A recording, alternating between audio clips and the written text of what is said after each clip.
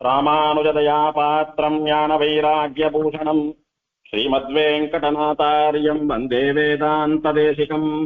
தஸ்மை ராமானுஜார்யாய நமः பரமயோகினே யஸ்ருதிஸ்மிருதிசூத்ராணாம் அந்தர்ஜ்வரமசீஷமத் யஸ்ய சாரஸ்வதம் ஸ்ரோதோ வகுளாமோதவாசிதம் ஸ்ருதீனாம் விஸ்ரமாயாலம் ஷடாரிம் தமுபாஸ்மஹே. வைகுண்டநாத விஜயாசன பூமிபால தேவேஷ பங்கஜ விலோச்சன சோரநாட்யான் நிக்ஷேப வித்த மகராயத கர்ணபாஷாண்ணநாதம் நமாமி வகுளாபரணேன சார்த்தம். கொடியார் மாடக் கோளூரகத்தும் புளிங்குடியும் மடியாது இன்னே நீ துயில் மேவி மகிழ்ந்ததுதான். அடியார் அல்லல் தவிர்த்த அசைவோ அன்றேல் இப்படிதான் நீண்டு தாவிய அசைவோ பனியாயே. 108 திவ்யதேச வைபவங்கள்ல பாண்டிய நாட்டு திருப்பதிகளில் ஆழ்வார் நவ திருப்பதிகளில் ஒன்றான திருக்கோளூர் என்கிற திவ்யதேசத்தை அனுபவித்துக் கொண்டு வருகிறோம். சுவாமி நம்மாழ்வார் மங்களாசாசனம் பண்ணின இந்த திவ்யதேசம் சுவாமி மதுரகவி ஆழ்வாருடையதான அவதார ஸ்தலமாக திகழ்கிறதுன்னு சொல்லக்கூடிய பெருமை இதற்கு உண்டு. அப்பேற்பட்டதான உத்தமமான திவ்யதேசத்தினுடைய ஸ்தல புராணத்தை தொடர்ந்து பார்க்க போறோம். இது புராண கஷேத்திரமாக இருப்பதுன்றது ஒரு பிரசித்தி. புராண ஸ்தலம் அப்படின்னு புராணத்திலே சொல்லப்பட்ட ஸ்தலம் அப்படின்றது ஒரு பிரசித்தி. பெருமாள் இவாளுக்கெல்லாம் பிரத்யட்சமா இவாளுக்கெல்லாம் சாப விமோசனம் கொடுத்து இவாளுக்கெல்லாம் வரம் கொடுத்திருக்கார் அப்படின்னு பெருமாள் பக்த ஜனங்களுடைய கஷ்டத்தை களைபவனாக அவளுடைய இஷ்டங்களை பூர்த்தி பண்ணி வைப்பவனாக எப்போதும் பக்தால் பிரார்த்தித்தால் பெருமாள் வந்து அனுகிரகம் பண்ணுவான் என்று லோகத்துக்கு நினைவூட்டக்கூடியதான இந்த சம்பவங்கள் எல்லாம் புராணங்களிலே இடம்பெற்றிருக்கிறபடியினாலே இது புராண கஷேத்திரங்கள், புராண அபிமான ஸ்தலங்கள் அப்படின்னு எல்லாம் சொல்றோம். அது ஒரு பெருமை. அதன் பிறகு சுவாமி மதுரகவி ஆழ்வார்னு சொல்லக்கூடிய தப்போனிஷ்டரான பெரிய சுவாமி, மற்ற ஆழ்வார்கள் எல்லாம் அவர்களுடைய பரம பக்தியினாலே அவ நேரடியா பெருமாளை சரணாகதி பண்ணி பரம பக்தியினாலே எம்பெருமானுக்கு பிரபத்தி பண்ணினா அது எல்லோருக்கும் கைவராத காரியம். நம்ம போல அக்கிஞ்சனாலா ஒரு சக்தியும் இல்லாம இருக்கிறவா, ஆழ்வார்களை போன்ற பக்தியோ ஆச்சாரியர்களை போன்ற ஞானமோ இல்லாதவாளுக்கெல்லாம் ஆச்சாரிய முகேன ஒரு ஆச்சாரியனை அடைந்து சரணாகதி பண்ணிக்கொள்வதே உத்தமமான உபாயம் அப்படின்னு நமக்கெல்லாம் காட்டி கொடுத்து நம்முடைய அறிவு கண்ணை திறந்த சுவாமி மதுரகவி ஆழ்வாருடையதான அவதார ஸ்தலம்னு சொல்லக்கூடியது இன்னொரு பெருமை. மிகவும் குறைந்த திவ்ய தேசங்களையே மங்களாசாசனம் பண்ணின சுவாமி நம்மாழ்வாராலேயே மங்களாசாசனம் பண்ணப்பட்ட திவ்ய தேசம்னு சொல்லக்கூடியது இன்னொரு பெருமை. 36 வருஷங்கள் இந்த லோகத்திலே எழுந்தருளி இருந்த சுவாமி நம்மாழ்வார் 32 திவதேசத்தை எம்பெருமான்களை மங்களாசாசனம் பண்ணியிருக்கிறார். அதிலே இதுவும் ஒரு திவ்யதேசம்னு சொல்லக்கூடியது ஒரு பெருமை. இப்படி ஆழ்வார்களாலும் ரிஷிகளாலும் நமக்கு காட்டி தரப்பட்ட பெரிய நிதியாக இருக்கக்கூடியவன் இந்த வைத்தமாநிதி பெருமாள். இந்த க்ஷேத்திரத்துக்கு திருக்கோளூர் அப்படின்னு ஏன் பெயர் வந்ததுன்னு பார்த்தோம். சம்ஸ்கிருதத்திலே அதர்ம பிஷுனம் பைஷுன்யோக்தி புரி அப்படின்றதாகவும் பெயர்கள் வழங்கப்படுறது ஸ்தலபுராணத்திலே. தர்மத்துக்கும் அதர்மத்துக்கும் இந்த க்ஷேத்திரத்துல யுத்தம் நடந்து பகவானுடைய அனுகிரகம் பெற்ற தர்ம தேவத்தை ஜெயிச்சுடுத்தோ அதர்ம தேவத்தை வெட்கி தலைகுனிந்து புறமுதுகிட்டு ஓடியதுன்னு பார்த்தோம். அந்த தர்ம தேவத்தை தான் அவமானப்பட்ட இந்த ஊரிலே இருக்கக்கூடியவர்களை பழிவாங்க வேண்டும் என்ற எண்ணத்திலே தர்ம தேவதையினிடத்திலே அதர்ம தேவத்தை தோற்று தலை தரித்து ஓடிய போது அதை பார்த்து ஏளனமா சிரிச்சது எம்பெருமான் கீழே இருக்கக்கூடிய குபேரனுடையதான நவநிதிகள், சங்கநிதி பத்மநிதினு சொல்லக்கூடியதான அந்த 9 நிதிகள். நான் அவமானப்பட்டு நின்ன போது என்ன பரிகாசம் பண்றாப்புல சிரிச்சுங்களே, உங்களை என்ன பண்றோம் பாருங்கன்னு சொல்லி ஒன்னும் பண்ண முடியாது. ஏன்னா பெருமாள் அதுகளுக்கு அடைக்கலம் கொடுத்து தன்னை கீழே வச்சுட்டு இருக்காரு. அதனால நேரடியாக அதுகளை ஒன்னும் பண்ண முடியாது. இருந்தாலும் தம் மனசை தேர்த்திக்கிறதுக்காக அந்த நவநிதிகளும் குபேரனுடையவை அப்படின்னு நினைச்சிட்டு இருந்த அதர்ம தேவதையானது நவநிதிகளையும் இழந்து ஒரு கண்ணையும் இழந்து அழகையும் இழந்து குபேரன் சொல்லக்கூடிய அந்தஸ்தையும் இழந்து தவித்துக் கொண்டிருந்த குபேரனிடத்திலே போய் உன்னுடைய செல்வங்களான நவநிதிகளும் இந்த க்ஷேத்திரத்திலே தான் தஞ்சம் புகுந்திருக்கின்றன பெருமாளிடத்திலே, அங்க போனா நீ அதுகளை கைப்பற்றிக் கொள்ளலாம் அப்படின்னு கோல் சொல்லிவிட்டு புறம் பேசிவிட்டு போச்சு, கலகம் பண்ணிட்டு போயிடுச்சு. அப்படி அதர்ம தேவதையானது பிசுனம் சொன்ன ஊர் ஆனபடியினாலே அதர்ம பிசுன கஷேத்திரம்னு பேரு. பிசுனம் அப்படின்னா தோத்து போறதுன்னு ஒரு அர்த்தம், கோல் சொல்றதுன்னு ஒரு அர்த்தம். அதர்மம் தோத்து போன ஊர் அப்படின்றதுனால அதர்ம பிசுனம்னு ஒரு அர்த்தம். அதர்மம் இந்த கஷேத்திரத்தில் இருக்கக்கூடிய நவநிதிகளை குறித்து குபேரனிடத்திலே கோல் செல்லிவிட்டு போனபடியினாலே அதர்ம பிசுன கஷேத்திரம், அதர்மத்தாலே கோல் சொல்லப்பட்ட கஷேத்திரம். இதற்கு பைசுன்யோக்தி புரின்னு ஒரு பேர் உண்டு. பைசுனம் அப்படின்னா பிசுனம் பண்ணுவது, அதாவது கோல் சொல்வது. பைசுன்யம் அப்படின்னா கோல் சொல்வது, உக்தி அப்படின்னா சொல், புரி அப்படின்னா ஊர் அப்படின்னு அர்த்தம். ஆகையினாலே கோல் சொல்லப்பட்ட ஊர் பைசுன்யோக்தி புரி என்பதாக தியான ஸ்லோகத்திலே சொல்லப்படுகிறது. இப்பேற்பட்டதான இந்த ஊரிலே குபேரனுக்கு சாப விமோச்சனம் கிடைத்ததுன்னு சொல்லக்கூடியது அடுத்ததா பார்க்க போறதான சரித்திரம். கைலாயத்திலே சிவனை தரிசனம் பண்றதுக்கு போறச்ச பார்வதியை தப்பான எண்ணத்திலே ஒற்றை கண்ணாலே பார்த்த குபேரனுக்கு பார்வதியினுடைய சாபத்தினாலே கண்ணு போயிடுத்து, அழகு போயிடுத்து, செல்வங்கள்லாம் இழந்துட்டான்னு பார்த்தோம். உடனே பார்வதியினுடைய சாபம் அந்த க்ஷணமே பழித்து நவநிதிகள் இவனை விட்டு ஓடி போயிடுத்து. இப்ப இவன் ஓட்டாண்டியா போயிட்டான், இவனுடைய அழகு இளமை எல்லாம் இல்லாத போயிடுத்து, ஒரு கண்ணு போயிடுத்து. இவனே பார்த்தா விகாரமான ரூபம், இவன் முகத்தை இவனே பார்க்கறதுக்கு சகிக்கல. அந்த மாதிரியான ஒரு கோரமான நிலைமைக்கு வந்துட்டான் குபேரன். என்ன பண்றதுன்னு யோசிச்சான். வேற வழி இல்ல, நாம வணங்கக்கூடிய சுவாமியான ருத்ரனையே கேட்டுட வேண்டியதுதான் அப்படின்னு சிவனை பார்த்து, சுவாமி என்ன மன்னிச்சுடுங்கோ, நான் பண்ணது தப்புதான், தெரியாத பண்ணிவிட்டேன் அப்படின்னு பிரார்த்திக்க, என் தப்ப உணர்ந்துட்டேன் அப்படின்னு பிரார்த்திக்க, நீ என்னண்ட ஒன்னும் அபச்சாரப்படல, பார்வதி என்றதான் அபச்சாரப்பட்ட, யாரிடத்துல அபச்சாரப்பட்டியோ அவளிடத்திலேயே மன்னிப்பு கேளு அப்படின்னு சிவன் சொல்ல, இவன் பார்வதிய சாஷ்டாங்கமா விழுந்து சேவிச்சு மன்னிப்பு கேட்டான் குபேரன். இப்படி காலில் விழுந்து அவன் உணர்ந்து மன்னிப்பு கேட்டதுனால கொஞ்சம் மனசு இறங்கினா பார்வதி. மனசு இறங்கிட்டா அவன் இடத்துல சொல்றா, நீ பண்ணின தப்பு ஒரு நாளும் சரின்னு ஆகாது. நீ அதை உணர்ந்து மனம் திருந்தி மன்னிப்பு கேட்டாலும் உனக்கு ஏதோ இறங்கலாமே ஒழிய நீ பண்ணது தப்பில்லைன்னு ஆயிடாது. அதனால நான் கொடுத்த சாபம் செல்லும். உன் செல்வம் உன்னை விட்டு போனதுதான். இனி என்னைக்கும் நீ ஒத்தகண்ணனாதான் இருக்கணும். உன்னுடைய விகாரமான மேனியினுடைய அழகும் திரும்ப வராது. ஆனா நீ தப்பை உணர்ந்து மன்னிப்பு கேட்டு திரும்பியதுனால உனக்கு ஒரு உபாயம் சொல்றேன். நான் ஒன்னே ஒண்ணு சொல்றேன். குபேரன் அப்படின்னா யாரும் பெரிய பேரழகன் அப்படின்னு நினைச்சுக்க மாட்டா. நல்ல இளமையும் அழகும் இருக்கக்கூடியவன் நினைச்சுக்க மாட்டா. நல்ல கவர்ச்சியான தோற்றத்தை கூட இருப்பவன் அப்படின்னு நினைச்சுக்க மாட்டா. குபேரன்னா எல்லாருக்கும் ஞாபகம் வரக்கூடியது கேவலம் உன்னுடைய செல்வம் மட்டுமே. அதனால எது உனக்கு அடையாளமோ, எந்த நவநிதிகளையும் நீ தபஸ் பண்ணி சம்பாதித்தாயோ அந்த நிதிகளை மட்டும் நீ பெற்று வாழ்வதற்கு ஒரு வழி சொல்றேன்.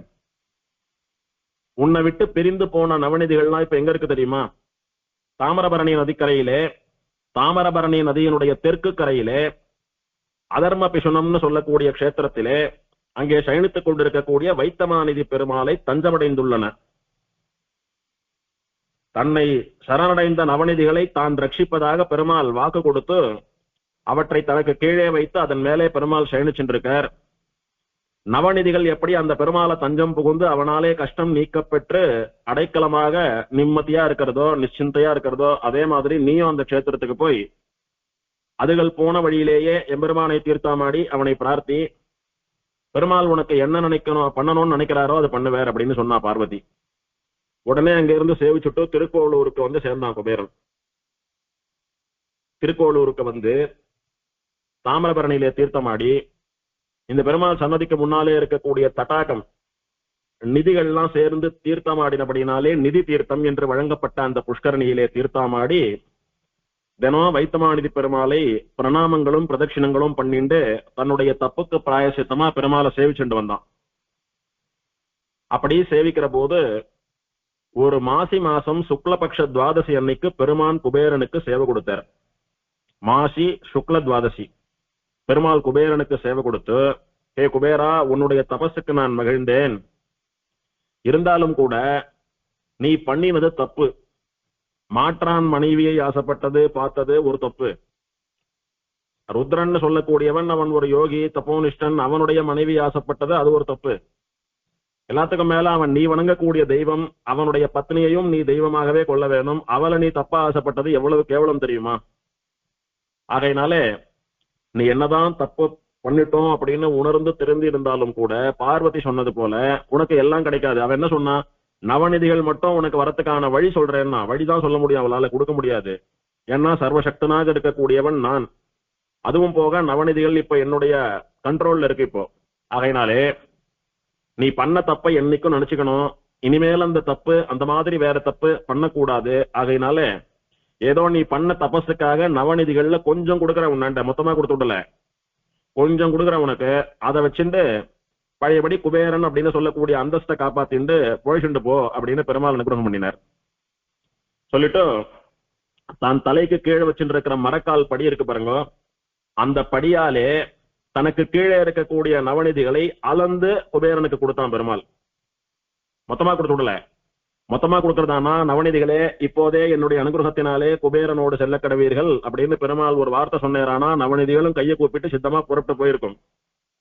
இதுல ரெண்டு விஷயத்தை பார்க்கணும். ஒன்னும் தாங்களுக்கு அடைக்கலம் இல்லை, போகக்கூடிய போக்கிடம் இல்லை, கதி இல்லை அப்படின்னு பெருமாளை சரணாகதி பண்ணின நவநிதிகளை பெருமாள் முழுசா துரத்தி விட்டுடக் கூடாதோ இல்லையோ.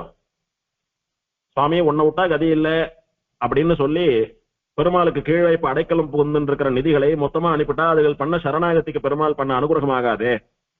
அதனால அதுகளுக்கும் அடைக்கலம் தரணும். குபேரனும் தபஸ் பண்ணி பெருமாளை மகிழ்வித்திருக்கிறான், அவனுடைய தபஸுக்கும் ஏதாவது அனுகிரகம் பண்ணணும். அதனால அந்த நவநிதி தேவதைகளை பெருமாளே வச்சுட்டான், பெரும்பாலான நிதிகளை பெருமாளே வச்சுட்டான். அந்த நிதிகள்ல இருக்கக்கூடியதான ரத்னங்கள், உதாரணமா இப்ப நவநிதிகளையும் நவரத்னங்கள்னு வச்சுட்டா வைரம் ஒரு கால்படி, ஸ்வர்ணம் ஒரு அரைப்படி, அந்த மாதிரி அதுல நவரத்னங்கள் என்னென்னலாம் உண்டோ அதெல்லாம் அளந்து பெருமாள் கொடுத்தான் அப்படின்னு புரிஞ்சுக்கலாம். அதனால நிதி தேவதைகள் சரணாகதி பண்ணபடினாலே அதுகளை பெருமாள் தன்னண்டே வச்சுட்டான். ஏன்னா கேவலம் குபேரனுடைய கஜானாவில் இருக்கிறது அந்த நிதி தேவதைகளுக்கெல்லாம் பெருமை அல்ல. சாட்சாத் சர்வேஸ்வரனா இருக்கக்கூடிய பரபிரம்மம் ஸ்ரீமன் நாராயணனுடைய திரு மெத்தையிலே அவனுக்கு கீழே அவனுடைய திருமேனி சம்பந்தத்தையும் அவனுடைய வாகனமான ஆசனமான பரியங்கமான திருவனந்தாழ்வானுடைய சம்பந்தத்தையும் பெற்று இருப்பது அப்படின்னு சொல்லக்கூடியது எத்தனை பெருமை. இந்த குபேரனுடையதான கஜானாவிலே இன்னும் எத்தனை கோடி யுகங்கள் இருந்தாலும் இந்த பெருமைக்கு ஈடாகுமா? ஒரு நிமிஷம் பெருமாளுடைய சம்பந்தப்படக்கூடிய பெருமை கிடைக்கும் அதுகளுக்கு. அதனால கேவலம் குபேரனுடைய கஜானாவில் இருந்ததுனால ஒன்னும் அதுகளுக்கு ஒன்னும் பெரிய லாபம் இல்லை. ஆனா இப்ப பெருமாளுக்கு கீழேயே அதுகள் இருக்கு அப்படின்னா பெருமாள் திருமேனி சம்பந்தத்தோட இது கிட்டத்தட்ட ஸ்தாலோக்கியம் சாமீபியம் அப்படின்னு சொல்லக்கூடியதான மோட்சம், பெருமாள் கிட்டக்க இருக்கக்கூடியதான ஒரு மோட்சம் இது. அதனால இது வசந்த ஸ்திதி, இதுல இருந்து அதுகளை திருப்பி அனுப்பக்கூடாதுன்னு சொல்லி தேவதைகளையும் ரத்னங்களையும் பெருமாள் வச்சுட்டு குபேரன் பழையபடி பணக்காரனா அந்தஸ்தோட தெரியணும்ன்றதுக்காக கொஞ்சம் படி அளந்து கொடுத்தார். அப்படி அளந்து கொடுத்த படிய அந்த மரக்கால தான் பெருமாள் தலைக்கு வச்சுட்டு படுத்துட்டு இருக்கார் அப்படின்னு சொல்றா. யாருக்கு எவ்வளவு தரணுமோ அவ்வளவு அளந்து கொடுப்பான் பெருமாள் அப்படின்ற விஷயம் இதுதான். நாம முழு உண்மையா பெருமாளிடத்திலே கல்லங்கபடம் இல்லாத பக்தியை பண்ணினோமானால் பெருமாள் முழுசா இறங்குவான். நாம ஏதாவது கோணமானவா நடந்துட்டோமானா அதுக்கு தகுந்தபடிதான் பெருமாள் அனுகிரகம் பண்ணுவான். அதனால எதை வேணாலும் பண்ணலாம், எப்படி வேணாலும் இருக்கலாம், பெருமாளை சேவிச்சுட்டாலே போறோம் எல்லாம் கிடைச்சிடும். எதை எப்படி வேணாலும் பண்ணலாம், என்ன வேணாலும் நினைச்சுக்கலாம். ஆனா பெருமாளுக்கு பண்ற திருவாராதனம் கர்மானுஷ்டானம் இதெல்லாம் சரியா பண்ணிட்டா போறோம், பெருமாள் அனுகிரகம் பண்ணி நம்ம கேட்கறதெல்லாம் கொடுத்துடுவார் அப்படின்னு தப்பா நினைச்சுக்கிறதுக்கு இல்ல. பெருமாள் கால்குலேட்டிவா எல்லாத்தையும் மனசுல வச்சுட்டு தான் அனுகிரகம் பண்ணுவான். நம்ம பண்ணக்கூடியதான கர்மாக்கள் இதுக்கெல்லாம் கொடுக்கக்கூடிய பலன் தனி, நாம சரியா நடந்துக்காம இருக்கிறதுக்கான சிக்ஷை தனி. ஒரு நாளும் இதால அது கெடாது அப்படின்ற விஷயத்தை இங்க புரிஞ்சுக்கணும். அதே மாதிரி இந்த குபேரனுடைய விஷயத்தில இருந்து நமக்கு ஒண்ணு தெரியறது, என்ன தெரியறதுன்னா அவனுடைய சபல புத்தியினாலே பார்வதியை தப்பா ஆசைப்பட்டு தப்பு பண்ணிட்டான். உடனே அவனுடைய செல்வங்கள்லாம் அவனை விட்டு போயிடுத்து, அவனுக்கு விகார ரூபம் வந்துடுத்துன்னு அவனுக்கு ஏதோ கஷ்டம் வந்த உடனே என்ன பண்ணினான், அந்த க்ஷணமே சிவனையும் பார்வதியையும் விழுந்து சேவிச்சு மன்னிப்பு கேட்டான். அதே மாதிரி திருக்கோளூருக்கு வந்தான், தீர்த்தாமாடினா, பெருமாளை பார்த்து மன்னிப்பு கேட்டான். இதை நாம கத்துக்கணும். என்னன்னா நமக்கு தெரிந்தோ தெரியாமலோ பெருமாள் விஷயத்திலே பாகவதால் விஷயத்திலே நிறைய அபச்சாரங்கள் அபராதங்கள் பண்ணுவதற்கு ஹேத்து அமையிறது இன்னைக்கு காலத்துல. பெருமாள் திருவாராதனத்திலேயே கூட நமக்கு தெரியாம நம்ம நாலேஜுக்கு தெரியாம பண்றது நிறைய. ஆனா நமக்கு தெரிஞ்சே சிலதெல்லாம் நடக்கும். அது ஏதோ நாம சரியா பண்ணல தப்பு அப்படின்னு தோணி போயிடுத்தானா உடனே நம்ம ஆத்த பெருமாள் சன்னதிக்கு போய் ஆரோக்கியமா இருக்கிறவாளா இருந்தா சாஷ்டாங்கமா விழுந்து பெருமாளை சேவித்து மன்னிப்பு கேட்கறது. விழுந்தெல்லாம் சேவிக்க முடியாதுன்னா அப்படியே கையை கூப்பிட்டு பெருமாள் சன்னதியில மன்னிப்பு கேட்கறதுன்றது ரொம்ப முக்கியம். அதே மாதிரி நாம ஆத்த பூட்டிண்டு ஊருக்கு புறப்பட போறோம். பெருமாளை கையோட ஏல பண்ணிட்டு போய் போற இடத்துல எல்லாம் திருவாராதனம் பண்ற வழக்கம் இருந்தா சரி. அப்படி இல்ல பெருமாளை ஆத்துல ஏல பண்ணிட்டு ஊருக்கு போயிட்டு வந்துதான் திரும்ப திருவாராதனம் பண்ண போறோம், ஆத்துல யாரும் இருக்க மாட்டா அப்படின்னா நாம பாட்டுக்கு பேசாம புறப்பட்டு போயிடுறது சரியில்லை. புறப்பட்டு பெருமாள் சன்னதிக்கு போய் பெருமாளை நன்னா சேவித்து விழுந்து சேவித்தோ இல்ல கையை கூப்பிண்டோ பெருமாளை பிரார்த்திக்கணும். சுவாமி, இந்த காரியத்தினால இங்க போக வேண்டியிருக்கு, அதனால ஆத்துல யாரும் இருக்க மாட்டோம், ஒரு 2 நாளைக்கோ 4 நாளைக்கோ திருவாராதனம் நின்னு போறது, அதுக்காக முதல்ல மன்னிச்சுக்கணும், திரும்ப வந்து திருவாராதனம் பண்ணா அதை ஏத்துண்டு அனுகிரகம் பண்ணணும் அப்படின்னு பெருமாளை பிரார்த்திச்சுண்டு அடியவங்கள்லாம் ஊருக்கு போயிட்டு வரோம், நல்லபடியா அடியவங்களை அழிச்சுட்டு போய் திரும்ப அழிச்சுட்டு வந்து சேர்த்துக்க வேண்டியது சுவாமியினுடையதான கர்த்தவியம் அப்படின்னு சொல்லி பெருமாள் இடத்துல தெரிவிக்கணும். பெருமாள் இடத்துல சொல்லிட்டு தான் ஊருக்கு போனோம். அதே மாதிரி ஊர்ல இருந்து வந்தா விட்டு சுத்தாலா தீர்த்தம் ஆடிட்டு பெருமாள் சன்னதிக்கு போய் வெறுமை கையை கூப்பிடுறது இல்ல. விழுப்போட பஸ்லயோ ட்ரெயின்லயோ போயிட்டு வந்திருக்கோம்னாலும் பரவாயில்ல, பெருமாள் சன்னதி உள்ள போலன்னாலும் பெருமாள் சன்னதி இருக்கக்கூடியதான கதவுக்கு முன்னாடி போய் நின்றுட்டு எபெருமானே உன்னுடைய அனுகிரகத்தினால நல்லபடியா போய் வந்துட்டோம்னு சொல்லி பெருமாள் இடத்துல முதல் முன்னம் விஞ்ஞாபிக்கணும். இதெல்லாம் நம்ம பெரியவா பண்ணிட்டு இருந்த அனுஷ்டானங்கள், இன்னைக்கும் மகான்கள்லாம் பண்ணிட்டு இருக்கா. ஆகையினால எந்த தப்பு நடந்தாலும் நாம யாருக்கிட்டையோ மனசு புண்படும்படியா நடந்துட்டோம் அப்படின்னு நமக்கு தோணினாலோ, பகவான் காரியத்துல ஏதோ தப்பு பண்ணிட்டோம் அப்படின்னு நாம உணர்ந்தாலோ, பாகவதாலுக்கு பண்ற விஷயத்துல ஏதோ தப்பு பண்ணிட்டோம் அப்படின்னு நாம உணர்ந்தாலோ, எதை பண்ணினாலும் முதல்ல பண்ண வேண்டிய காரியம் ஆத்து பெருமாள் இடத்துல போய் க்ஷமாபணம் பிரார்த்திக்கிறது, மன்னிப்பு கேட்கறது. சில பேரெல்லாம் கோவிலுக்கு பக்கத்திலேயே வாசம் பண்ணக்கூடிய பாக்கியம் பெற்றவர்களா இருப்பா. பெருமாள் சன்னதி இருக்கக்கூடிய வீதியிலேயே இருப்பா, இல்ல புஷ்கரணி கரையில மாட வீதிகள்ல, இல்ல நம்ம ஆத்து வாசல்ல நம்ம ஆத்து பால்கனில நம்ம ஆத்து மாடியில இருந்து சேவிச்சா பெருமாளுடையதான ராஜகோபுரமோ விமானமோ சேவையாகும்படியான இடத்துல வாசம் பண்ணக்கூடிய பாக்கியம் பெற்றவர்களா இருப்பா. அவெல்லாம் சாட்சாத்தா கோவில் கோபுரத்தை பார்த்து கோவில் விமானத்தை பார்த்து பெருமாளை நினைச்சுட்டு மன்னிப்பு கேட்கறதுன்றதும் சம்பிரதாயத்துல வழக்கம் உண்டு. அதே மாதிரி ஆத்து பெருமாள் கிட்ட சொல்லிட்டு ஆத்தையெல்லாம் பூட்டிண்டு நம்ம ஆத்து வாசல்ல கோவில்லாம் இருக்கு பெருமாள் இருக்காரு அப்படின்னா பெருமாளுக்கு முன்னால நின்றுட்டு ஊருக்கு போயிட்டு வரோம் அப்படின்னு சொல்லிட்டு போறது வழக்கம். முடிஞ்சா ஊருக்கு போறதுக்கு அன்னைக்கோ இல்ல முதல் நாளோ ஊர்ல இருக்கிற பெருமாளை போய் சேவிச்சுட்டு வர்றதுன்றதான் வழக்கம். அப்பா, நான் ஊருக்கு போயிட்டு இருக்கேன், கொஞ்ச நாள் உன்னை சேவிக்க முடியாது, வந்து சேவிக்கிறதுக்கு அனுகிரகம் பண்ணணும்னு பெருமாளை சேவிச்சுட்டு போறது. அதே மாதிரி ஊருக்கு போயிட்டு வந்த உடனே அன்னைக்கோ இல்ல மறுநாளோ போய் முதல்ல நம்ம பெருமாளை சேவிச்சுடுறதுன்ற வழக்கம் இன்னைக்கும் பெரியவா நிறைய பேர் அனுஷ்டிச்சுட்டு இருக்கா. இதெல்லாம் எம்பெருமானோட நமக்கு இருக்கக்கூடியதான சம்பந்தத்தை, பாந்தவியம்னு சொல்லக்கூடியதான உறவை பலப்படுத்திக் கொள்வது. இந்த குழந்தை அன்னைக்கு ஒரு நாள் சரணாகதி பண்ணிட்டு அதுல இருந்து விடாம என்னுடைய உத்திரியத்தையே புடிச்சுட்டு சுத்தின்னு இருக்கு அப்படின்னு பெருமாளும், அன்னையில இருந்து என்னுடைய புடவை தலைப்பையே புடிச்சுட்டு சுத்தின்னு இருக்கு அப்படின்னு தாயாரும் நம்மள நினைச்சு மனசு சந்தோஷப்படக்கூடியதான காரியங்கள் இதெல்லாம். இதுதான் நமக்கு ஸ்வரூபம். ஒருத்தன் ஆச்சாரிய சம்பந்தம் இல்லாமல் இருக்கக்கூடாது, நித்தியம் பகவானுடைய சம்பந்தம் இல்லாமல் இருக்கக்கூடாது, பாகவத சம்பந்தம் இல்லாமல் இருக்கக்கூடாது அப்படின்னு சொல்லக்கூடியதான விஷயங்கள்லாம் இதுல இருந்து நமக்கு தெரியறது. அதனாலே மாசி மாச சுக்லபக்ஷ துவாதசி அன்னைக்கு வைத்தமாநிதி பெருமாள் குபேரனுக்கு சாப விமோசனம் கொடுத்து அவனுக்கு நிதிகளை அளந்து கொடுத்த நாள். ஆகையினாலே அந்த நாள்ல போய் பெருமாளை சேவித்தால், இந்த தீர்த்தத்திலே தீர்த்தமாடி அன்னைக்கு பெருமாளை சேவித்தால் அவளுக்கு பெருமாள் இழந்த செல்வங்களை மீட்டு தருகிறான், அவர்களுக்கு புதிய செல்வம் சேர்கிறது அப்படின்றதான ஒரு நம்பிக்கை இந்த கஷேத்திரத்திலே நிலவி வருகிறது. அப்பேற்பட்டதான உத்தமமான கஷேத்திரம். இப்படி குபேரனுக்கு மட்டுமல்ல, நிறைய பேர் இந்த எம்பெருமானிடத்திலே வந்து நிறைய செல்வங்களை எல்லாம் வேண்டி பெற்றார்கள். சொத்து, சுகம், ஆஸ்தி, அந்தஸ்து அப்படின்னு யாருக்கு என்ன வேணுமோ அதெல்லாம் தபஸ் பண்ணி பெருமாளை சேவிச்சு வாங்கிண்டா. யார் வந்து பக்தியோட உள்ளன்போட பிரார்த்திச்சுண்டாலும் அவளுக்கெல்லாம் கூட பெருமாள் தலைக்கு கீழே வச்சுருக்கிற மரக்காலை எடுத்து ரத்தனங்களை அளந்து கொடுத்திருக்கிறான். அதனாலே எல்லோருக்கும் படியளக்கக்கூடிய பெருமாளா தலைக்கு மரக்கால வச்சுட்டு படுத்துட்டு இருக்கிற பெருமாளை இங்கே சேவிக்கலாம். இப்படி எம்பெருமான் தலைக்கு மரக்காலை வைத்துக் கொண்டு படியை வைத்துக் கொண்டு சேவை சாதிக்கக்கூடிய திவ்யதேசங்கள் அப்படின்னு பார்த்தால் இந்த வைத்தமாநிதி பெருமாளுடையதான திருக்கோளூரை தவிர திரு ஆதனூர் ஆண்டலக்கும் ஐயன், தில்லை திருச்சித்திரகூடம் கோவிந்தராஜன் மூலவர், திருப்பதி கோவிந்தராஜன் இவெல்லாமும் கூட தலைக்கு படிய வச்சுண்டு பக்தர்களான எல்லோருக்கும் படியளப்பது போல சயனிச்சுருக்கா.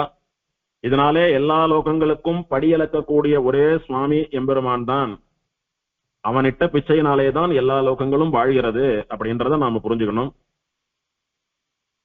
வாழ்க்கையில ரொம்ப கஷ்டப்படுறோம், ரொம்ப வறுமை அதிகமா இருக்கு, ஏதோ வயத்துக்கு சாப்பிடுறது கூட போறல அப்படின்னு ரொம்ப எக்கனாமிக்கலா புவரா இருக்கிறவா இந்த எம்பெருமானை வந்து தீர்த்தமாடி பிரார்த்திச்சுண்டா அவளுக்கு வறுமை அகல்கிறது அப்படின்ற அனுபவமும் பலருக்கு இந்த விதேசத்திலே நடந்திருக்கிறது. இதுக்கு அதாவது இழந்த செல்வத்தை திரும்பவும் பெற வேண்டும் என்றால் இந்த க்ஷேத்திரத்துக்கு வந்து தீர்த்தமாடி இந்த பெருமாளை சேவிச்சா கிடைக்கும் அப்படின்றதுக்கு பிரம்மாண்ட புராணத்திலேயே ஒருத்தனுடைய கதை சொல்லப்பட்டிருக்கிறது. அவன் இந்த எம்பெருமானிடத்திலே பக்தியோடு கூட இவனை பல காலம் சேவித்து இழந்த செல்வத்தை மீண்டும் பெற்றான். அது என்ன கதைன்னா, வியாசருடைய வம்சத்திலே தர்மகுப்தன் அப்படின்னு சொல்லக்கூடிய ஒரு பிராமணன் இருந்தான். அந்த பிராமணனுக்கு 8 ஆண் குழந்தைகள், 2 பெண் குழந்தைகள், இப்படி 10 குழந்தைகள் பிறந்துடுத்து. 5 புள்ள பெத்தாலே அரசனும் ஆண்டியாவான்னு சொல்லக்கூடிய பழமொழி இருக்க, இவனுக்கு 10 குழந்தைகள்.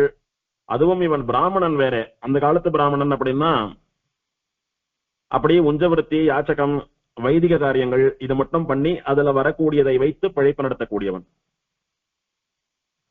அப்பேற்பட்டவன் 10 குழந்தைகளை எப்படி காப்பாத்துறது, கரை சேர்க்கிறது?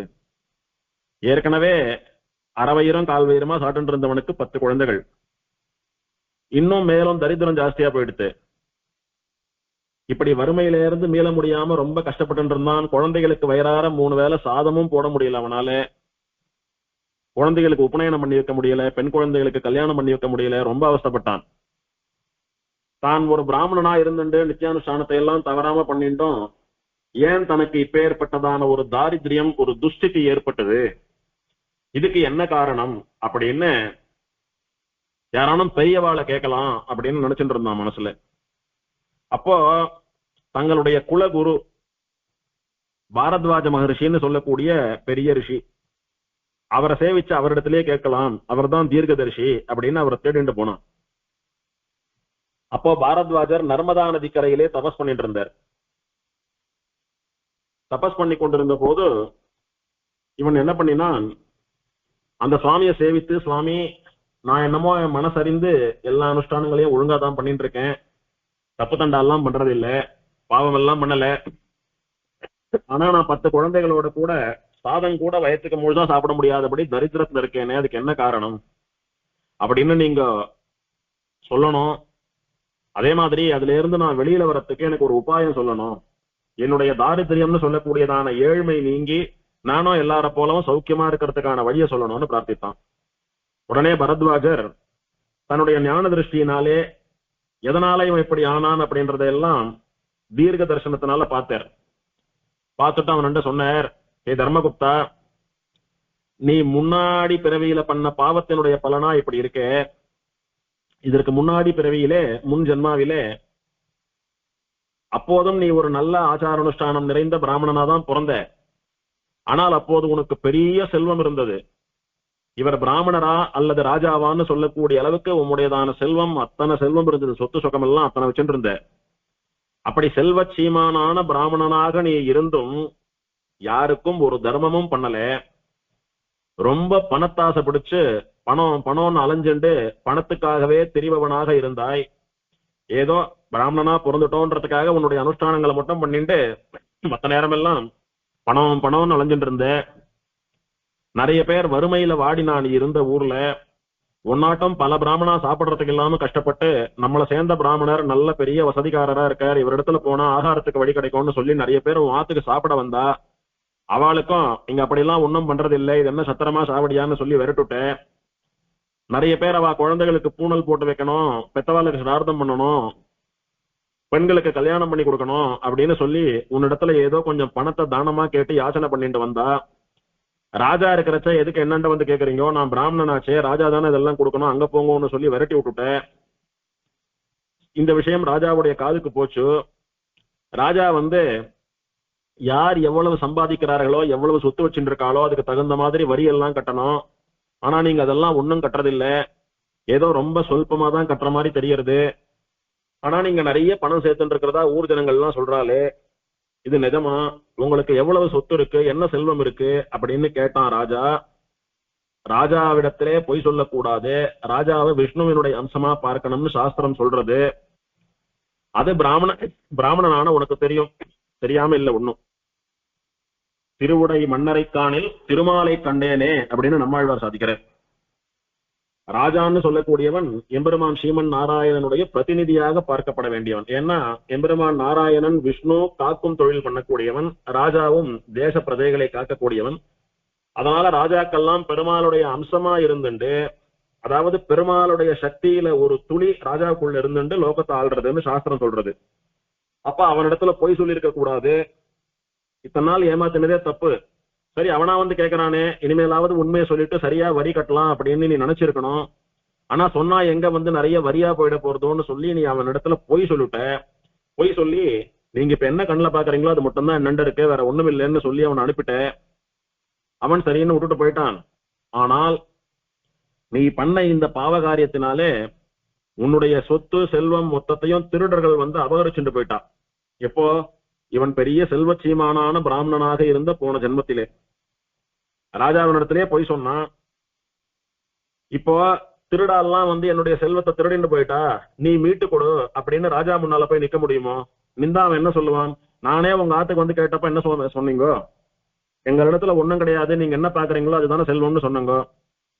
இப்ப வந்து இவா திருடிட்டு போயிட்டான்னா முதல்ல அத்தனை செல்வங்கள் உங்களுக்கு எப்படி வந்ததுன்னு சொல்லுங்கன்னு சொல்லி இவன் பக்கமாவே திரும்பி எங்க இவனுக்கு தலை போயிட போறதோன்னு பயந்து இவன் ராஜாவினிடத்துல போய் இத ஒரு புகாரா சொல்லவே இல்லை. இத ஒரு சௌகரியமா நினைச்சுட்டு ராஜா கேட்டும் இவர் இல்லைன்னு மறுத்துட்டார். அதனால நாளைக்கு நாம திருடினாலும் கூட ஒரு பிரச்சனையும் வராதுன்னு தெளிவா தெரிஞ்சின்ற திருடர்கள் மொத்த செல்வத்தையும் அபகரிச்சுட்டு போயிட்டா. இப்படி ராத்திரி பகலும் கஷ்டப்பட்டு இத்தனை அலைஞ்சு தெரிஞ்சு சேர்த்து சம்பாதித்து வைத்த செல்வம் ஒன்னில்லாத திருடர்களால் அபகரிக்கப்பட்டு விட்டதே அப்படின்னு உனக்கு மன உளைச்சல் வந்துட்டோ, மன நோய் வந்து பைத்தியம் முடிச்சு போய் அந்த மனநோயே உன்னை போட்டு அழுத்தி நீ ஹிருதய தௌர்பல்யம்னு சொல்லக்கூடிய இதயம் வெடித்து செத்து போயிட்ட. இப்படிதான் உன்னுடைய குரூரமான மரணம் போன ஜென்மாவிலே நிகழ்ந்தது. அந்த வினை, அந்த உன்னுடையதான துஷ்டிதி இந்த ஜென்மாவிலையும் உன்னை தொடர்றது. உன்னுடைய பழவினை ஊழ்வினை உன்னை வந்து தொடர்றது. இப்போ அதனாலதான் இந்த ஜென்மாவில நீ இப்படி இருந்துட்டு இருக்க. அதுக்கு நீ நன்னா இருக்கிற ஸ்திதியிலேயே 4 பேருக்கு தான தர்மம் பண்ணியிருந்தியானா இந்த ஜென்மாவில இன்னும் உத்தமமான செல்வத்தோடு கூட சுகபோகங்களோடு கூட இருந்திருப்பாய். முடிஞ்சு போனதை பத்தி பேசி ஒண்ணும் இல்லை. இப்போவும் உன்னுடைய கஷ்டத்துல இருந்து நீ மீள்றதுக்கு நான் ஒரு வழி சொல்றேன். என்னன்னா, நவநிதிகள் எங்கு தஞ்சமடைந்திருக்கிறதோ, குபேரன் எங்கு போய் தன்னுடைய இழந்த செல்வத்தில் ஒரு பாகத்தை மீட்டானோ, எங்கு தர்மம் வென்றதோ அந்த தாமிரபரணி நதிக்கரையில இருக்கக்கூடிய திருக்கோளூர்னு சொல்லக்கூடியதான கஷேத்திரத்துக்கு போய் அங்க இருக்கக்கூடிய நிதி தீர்த்தத்திலே தீர்த்தாமாடு.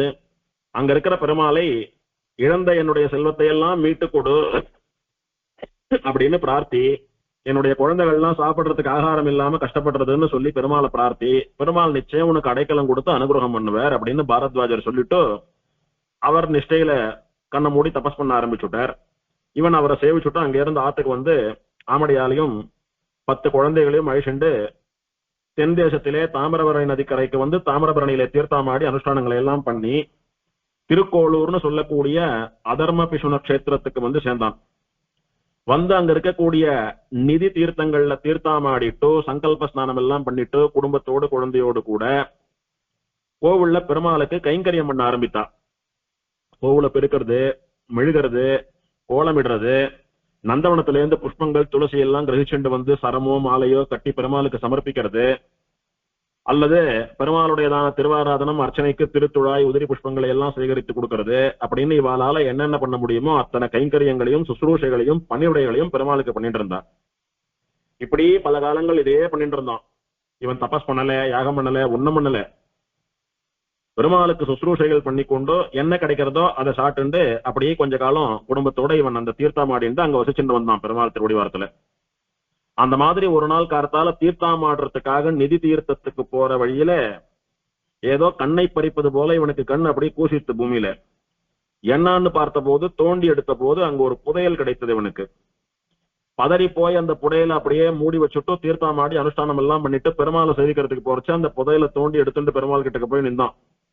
எம்பெருமானே, ஏற்கனவே பணம் பணம்னு போன ஜென்மத்துல அலைஞ்சதுனாலதான், இல்லாதப்பட்டவாளுக்கு வந்து யாச்சகம் பண்ணவாளுக்கு எந்த ஒரு தர்மத்தையும் பண்ணாததுனாலதான் இந்த துஷ்டிக்கு வந்தேன். இனியும் வந்து கேவலம் பணம் தான் வாழ்க்கைன்னு இருக்க நான் விரும்பல. அதே நேரத்துல என்னுடைய தாரித்ரியம் போனோம் அப்படின்னா எனக்கு இந்த பணம் தேவைப்படுறது.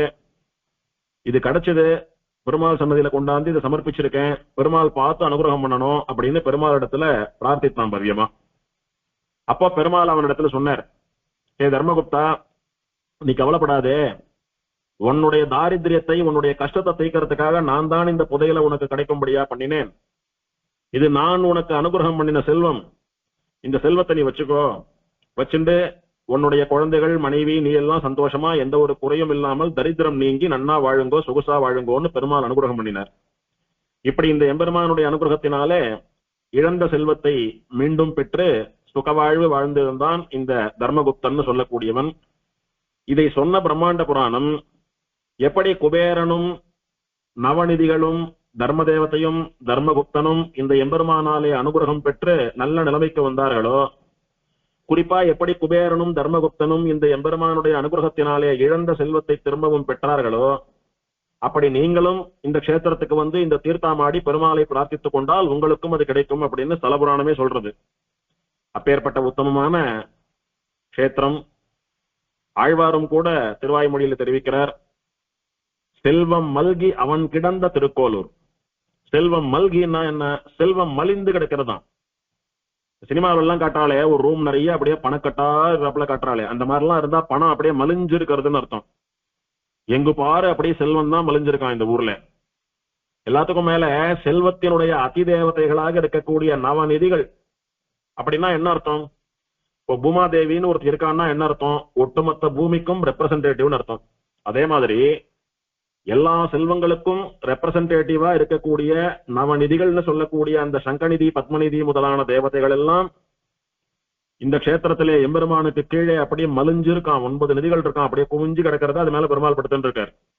அப்போ செல்வம் மல்கி, செல்வம் மலிந்து கிடக்க அவன் கிடந்த திருக்கோலூர், அதுக்கு மேல பெருமாள் சயனித்துக் கொண்டிருக்கக்கூடியதான திருக்கோலூர் திவதேசம் அப்படின்னு நம்மாழ்வார் கொண்டாடினார். இதுல இருந்து பெருமாள் நமக்கு என்ன உணர்த்துறார் அப்படின்னா, நீ எதையெல்லாம் பெரிய பொக்கிஷம், பெரிய செல்வம், பெரிய தனம்னு நினைக்கிறையோ அதெல்லாம் கேவலம் எனக்கு கீழே தான். இந்த செல்வங்களுக்கெல்லாம் அதிபதியாக இருக்கக்கூடிய நவநிதிகளையே எனக்கு கீழே போட்டு படுத்துட்டு இருக்கேன் பார். ஆகையினாலே இவ எல்லாவற்றிலும் காட்டிலும் நானும் பிராட்டியுமே பெரும் செல்வம், உசந்த செல்வம், மற்ற லௌகீக செல்வங்கள் எல்லாம் எங்களுக்கு கீழே தான் அப்படின்றத உணர்த்துறது போல பெருமாள் அங்க படுத்துட்டு இருக்கான். இப்ப ஏற்பட்டதான ஸ்தலபுராணம் இந்த கஷேத்திரத்துக்கு ஒரு ஆச்சரியமான ஈர்ப்பை ஏற்படுத்துகிறது. ஏன்னா வாழற வாழ்க்கைக்கு எல்லோரும் செல்வம் வேணும்னு எதிர்பார்ப்பா. அது கிடைக்கிறதுன்ற பட்சத்துல இந்த எம்பெருமானை ரொம்ப ஆர்த்தியோடு கூட சேவிப்பவர்கள் நிறைய பேர் இருப்பா அப்படின்றது ஒண்ணும். ரெண்டாவது, இந்த ஊர்ல நல்ல ஆச்சார அனுஷ்டானத்தோட கூட வேத வேதாந்த சாஸ்திர ஞானத்தோட கூட நல்ல பகவத் பக்தராக முன்குடுமி சோழிய அந்தனர் பரம்பரையிலே விஷ்ணு நேசர்னு சொல்லக்கூடிய ஒரு சுவாமி வாழ்ந்து வந்தார். அந்த சுவாமி இந்த திருக்கோளூர் வைத்தமாநிதி பெருமாளிடத்திலே அளவில்லாத காதல் உடையவர், மாறாத பக்தி உடையவர். அந்த சுவாமிக்கு சித்திரை மாசம் சித்திர நட்சத்திர தன்னைக்கு அவதாரம் பண்ணினவர் தான் சுவாமி மதுரகவி ஆழ்வார்னு சொல்லக்கூடிய நம்மாழ்வாருடைய சிஷ்யர், கண்ணினுன் சிறுத்தாம்பு அருளி செய்த சுவாமி. ஆச்சாரிய முகையான சரணாகதி பண்றதுதான் நமக்கெல்லாம் தகும், நமக்கெல்லாம் சுலபம், நமக்கெல்லாம் அருகதை அப்படின்னு காட்டி கொடுத்த மகான் அவருடைய திருத்தகப்பனார். அவர் இவாள்லாம் அவதாரம் பண்ணினது இந்த ஊர். இப்பேற்பட்டதான இந்த மதுரகவி ஆழ்வாருடைய அவதார ஸ்தலத்திற்கு புராண காலத்திலே ஏற்பட்ட பெருமை, ஆழ்வாருடைய மங்களாசாசனத்தினாலே ஏற்பட்ட பெருமை, மதுரகவி ஆழ்வாருடைய திரு அவதாரத்தினாலே ஏற்பட்ட பெருமை, இதெல்லாத்தோடு கூட ஆச்சாரியர்களுள் சிரேஷ்டரான சுவாமி ராமானுஜர் காலத்திலே ஏற்பட்ட ஒரு பெருமையும் உண்டு. இப்படி புராண காலம், ஆழ்வார் காலம், ஆச்சாரியால் காலம் அப்படின்னு எல்லா காலத்திலும் ஏற்றம் பெற்ற திவதேசமாக விளங்குகிறது திருக்கோளூர். சுவாமி ராமானுஜர் நவ திருப்பதிகளை மங்களாசாசனம் பண்ணிட்டு வரச்ச இந்த திருக்கோளூருக்கு வரார். திருக்கோளூர் ஊருக்குள்ள நுழையறச்ச ஒரு பெண்மணி ஊர்ல இருந்து வெளியில போயிட்டு இருக்கா. அந்த பெண்மணி ஸ்ரீ வைஷ்ணவ அடையாளங்களோட இருக்கக்கூடிய பெண்மணி.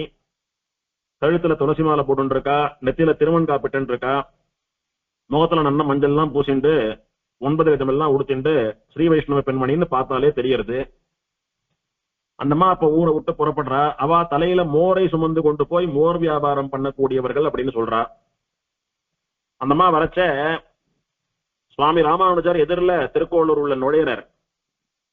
அப்போ ஒரு ஆச்சரியமான உரையாடல் நடந்தது சுவாமிக்கும் அந்த பெண்மணிக்கும் இடையே. அந்த பெண்மணிக்குத்தான் திருக்கோளூர் பெண் பிள்ளை அப்படின்னு பிரசித்தமான திருநாமம். திருக்கோளூர் என்கிற திவதேசத்திலே பிறந்து வாழ்ந்த பெண் பிள்ளை, சுவாமி ராமானுஜருடைய அனுகிரகம் பெற்ற பெண் பிள்ளை. இவள் ஒரு ஸ்ரீ வைஷ்ணவ பெண்மணி. ஸ்ரீ வைஷ்ணவ சம்பிரதாயத்திற்கு திருக்கோளூர் பெண் பிள்ளை ரகசியம்னு சொல்லக்கூடியதான 81 ரத்தினம் போன்ற வாசகங்களை, வரிகளை, முத்துக்களை, பக்தி முத்துக்களை ஸ்ரீ வைஷ்ணவ லோகத்துக்கு அளித்து பெரிய உபகாரம் பண்ணின பெருமாட்டி இந்த அம்மா. பகவத் அனுபவம் எப்படி வேணாலும் வரலாம். பகவானுடைய மூச்சு காத்தாக இருக்கக்கூடிய வேதத்தைய அத்தியனம் பண்ணி அந்த வேதத்தினுடைய அர்த்தத்தை அசைபோட்டு வேத விசாரம் பண்ணினாலும் பகவத் அனுபவம் வரும். யாக யஜ்ஞாதிகள்லாம் பண்ணி அதனுடைய அர்த்தங்களை விசாரம் பண்ணக்கூடிய கர்ம பாகத்தை விசாரம் பண்ணினாலும் பகவத் அனுபவம் வரும். ஆழ்வார்களுடையதான அருளி செயல்களை அசைபோட்டாலும் பகவத் அனுபவம் வரும். ஆச்சாரியர்களுடையதான ஸ்தோத்திரங்கள், பாசுரங்களை எல்லாம் அசைபோட்டாலும் பகவத் அனுபவம் வரும். அந்த மாதிரி புராண இதிகாசங்களை கொண்டு பகவத் அனுபவம் பண்றதுன்றது ரொம்ப வசதி. எப்படின்னா, முன்னால சொன்ன எல்லாம் பிராமண வைசிய சத்திரியாளாக பிறந்து வேதாத்தியனம் பண்ணி வேதத்தினுடைய அர்த்தத்தை காலக்ஷேபம் கேட்கக்கூடிய அளவுக்கு இருக்கக்கூடிய வித்வான்களாலே மட்டும் ஆன காரியம் இந்த வேதத்தை கொண்டு பகவான் அனுபவிக்கிறதுன்றது. அருளிச் செயலை கொண்டு பகவான் அனுபவிக்கிறது எல்லாராலையும் முடிஞ்ச காரியம். ஆனா 4000 பாசுரங்களையும் கொண்டு அனுபவிக்கிறதுக்கு யாருக்கு பிரசக்தி இருக்கும் இல்லைன்றதெல்லாம் கொஞ்சம் யோசி பார்க்க வேண்டிய விஷயம். அதுவே புராண இதிகாசங்களை கொண்டு அனுபவிக்கிறதுன்றது ரொம்ப சுலபம். ஏன்னா இங்கே வர்ண பேதமோ, ஆண் பெண் பேதமோ, குழந்தை பெரியவா பேதமோ எதுவும் கிடையாது. பகவான் மேலே பக்தியை வரவழைக்கக்கூடியதான கதைகள், சம்பவங்கள், இதையெல்லாம் சொன்னா பக்தி யாருக்கா இருந்தாலும் பெருகிறது. அதனால பகவத் பக்தியை பெருக்கிக் கொள்ள, பகவத் அனுபவம் பண்ண சுலபமான வழி புராண இதிகாசங்களை கொண்டு பகவான் அனுபவிக்கிறதுன்றது. இது பிராமணால இருந்து கடைசி வர்ணம் வரைக்கும் எல்லாரும் அனுபவிக்கலாம். ஸ்ரீ புருஷா பெரியவா சின்னவா எல்லாரும் அனுபவிக்கலாம். அதனால இந்த பெண் பிள்ளையானவள் ஸ்திரீகளுக்கு வேதத்துல அதிகாரம் கிடையாது. ஆகையினாலே வேதத்தை விட்டுட்டு புராண இதிகாசங்கள்ல அவளுக்கு தெரிஞ்ச பாகவதாளினுடைய பெருமைகளை எல்லாம் சேர்த்து பகவத் அனுபவம் வரும்படியா ஸ்ரீ வைஷ்ணவ சம்பிரதாயத்திற்கு இது ஒரு பெரிய உபகாரம் போல 81 வரிகளை தொகுத்து இந்த ரகசியத்துல சொல்றா. இதை அனுபவிச்சுட்டு போனோமானா நிறைய பகவத் பக்தி வளரும், பாகவத பக்தி வளரும். புராண இதிகாசங்கள்ல இருந்து நிறைய விஷயங்களை நாம தெரிஞ்சுக்கலாம். இதே சுவாமி ராமானுஜர் திருப்புளிங்குடி திவதேசத்துக்கு போன போது கோவில் வாசல்ல அர்ச்சகருடைய பெண் பிள்ளை 5 வயசு பொண்ணு நெல்ல உளத்தின் இருந்தா. அப்போ இங்க இருந்து ஆழ்வார் திருநகர் எத்தனை தூரம்னு கேட்டா பூவுதல் வருதல் தெரியாதோன்னு கேட்டா ராமானுஜரை. அந்த பொன் பிள்ளைய பார்த்தே ராமானுஜர் ரொம்ப ஆச்சரியப்பட்டார். இந்த ஊர்ல ஒரு 5 வயசு பெண் குழந்தைக்கே இத்தனை ஞானம் இருக்குன்னா மற்றவாளுக்கெல்லாம் எப்படி ஞானம் இருக்கும்? இது சுவாமி நம்மாழ்வாருடைய அவதாரத்தினாலே ஏற்பட்ட மகிமை அப்படின்னு கொண்டாடினாரு. அது போலவே இந்த திருக்கோளூர் பெண் பிள்ளைன்னு சொல்லக்கூடிய மோர் விற்கும் அம்மையாரிடத்திலும் சுவாமி சில வார்த்தைகளை பேசி அவளுடைய ஞானத்தையும் தெரிந்து கொண்டு வியந்தார். அந்தமா வியாபாரம் பண்றதுக்காக கர்த்தால தலையில கூடையில மோரை வச்சுட்டு ஊரை விட்டு வெளியில புறப்பட்டு இருக்கா. அப்போது சுவாமி அவளிடத்துல கேட்கிறார். முதல்ல சுவாமி அவளிடத்துல ஏன் பேசினார் அப்படின்னா, அவ திருமண் காப்பெல்லாம் இட்டு ஸ்ரீ வைஷ்ணவ பெண்ணா இருக்கிறபடினாலே பாகவதாலோட பேசுறது ஸ்ரீ வைஷ்ணவாளுக்கு உச்சிதம் தான் அப்படின்னு சொல்லி சுவாமி பேசுறார். பேசி ஆழ்வார் திண்ணமென் இளமான் புகும்பூர் திருக்கோளூரே அப்படின்னு என்னுடைய ஆத்மா புகக்கூடிய நுழையக்கூடிய ஊர் திருக்கோளூர் அப்படின்னு ஆழ்வாரே பாடியிருக்கார். அப்படி இருக்கிறச்ச இந்த ஊருக்குள்ளே புகுந்து இங்கே கிடக்கிற வைத்தமாநிதி பெருமாளை சரணாகதி பண்ணி அவனை அனுபவிக்க வேண்டி இருக்க, அதுக்காக நாங்கெல்லாம் இந்த ஊர்ல புகரச்ச நீ மட்டும் இந்த ஊரை விட்டு வெளியில போறியே, என்னமா காரணம் அப்படின்னு கேட்கிறார். திண்ணமென் இளமான் புகும்பூர் திருக்கோளூரே, ஒரு பிரபன்னன் ஸ்ரீ வைஷ்ணவனுடைய ஆத்மாவும் புக வேண்டிய நுழைய வேண்டிய ஊர் திருக்கோளூர் அப்படின்னு ஆழ்வார் சொல்றார். அப்படி புகும் ஊருக்குள்ளே நாங்கள் எல்லாம் புகுந்து கொண்டிருக்கிற போது அம்மா நீங்கள் வெளியேறி கொண்டிருக்கிறீர்களே, என்ன காரணம் அப்படின்னு சுவாமி கேட்டார். முதல்ல நீங்க எங்க இருந்து வரங்கோ அப்படின்னார். சுவாமி நான் திருக்கோளூர்ல இருந்து வரேன், வைத்தமாநிதி பெருமாள் திருவடிவாரத்தில இருந்து வரேன் அப்படின்னு சொன்னான். திண்ணமே நிலமான் புகுமூர் திருக்கோளூர்னு எல்லோரும் புக வேண்டிய ஊராக இது இருக்கிற போது உனக்கு மட்டும் புறப்படும் ஊரா எப்படி மாறித்து? நாங்கெல்லாம் புகறோம் நுழையிறோம், நீங்க இருந்து புறப்படுற வெளியில போயிட்டு இருக்கிய, என்னமா காரணம் அதுன்னு கேட்டார். சுவாமி இந்த ஊர்ல இருக்கிறதுக்கு ஒரு தகுதி வேண்டாமா? பெரிய ரிஷிகளுக்கும் தேவதைகளுக்கும் ஆழ்வார்களுக்கும் ஆச்சாரியர்களுக்கும் அனுகிரகம் பண்ணின பெருமாள், அனுபவத்தை கொடுத்த பெருமாள், அந்த எம்பெருமானுடைய ஊர்ல வசிக்கிறதுக்கும் ஒரு தகுதி வேண்டாமா? இந்த ஊர்ல வசிக்கக்கூடிய தகுதின்னு பார்த்தா எனக்கு ஒண்ணுமில்லையே சுவாமி.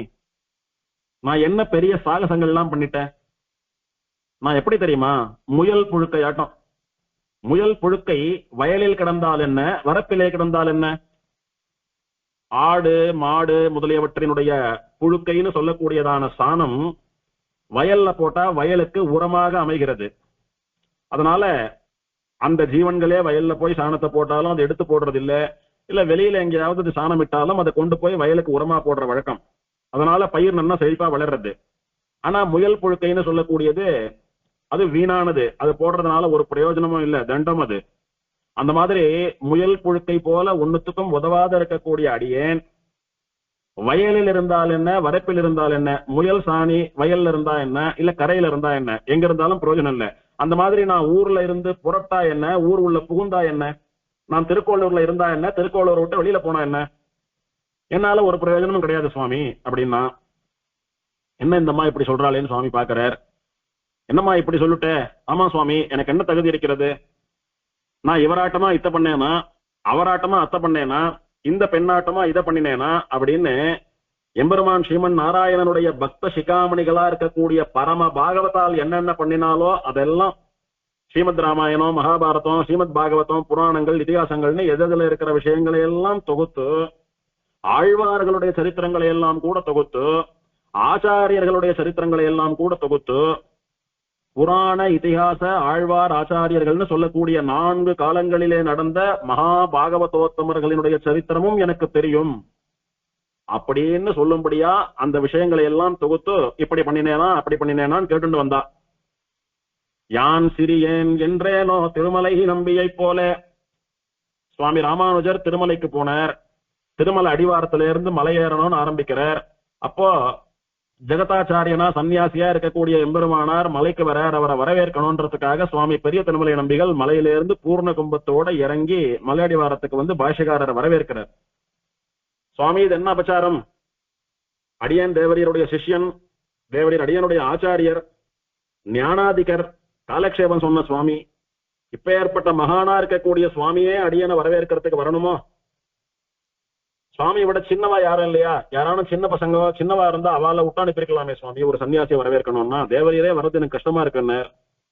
அப்பா இந்த மலை முழுக்க தேடி பார்த்தேன், என்னை விட சின்னவா யாரும் கிடைக்கல, இருக்கிறவா எல்லாருலயும் நான் தான் ரொம்ப சின்னவன், ஆகையினாலதான் நானே வந்தேன் அப்படின்னு சுவாமி பெரிய திருமலை நம்பிகள் சாதிச்சார்.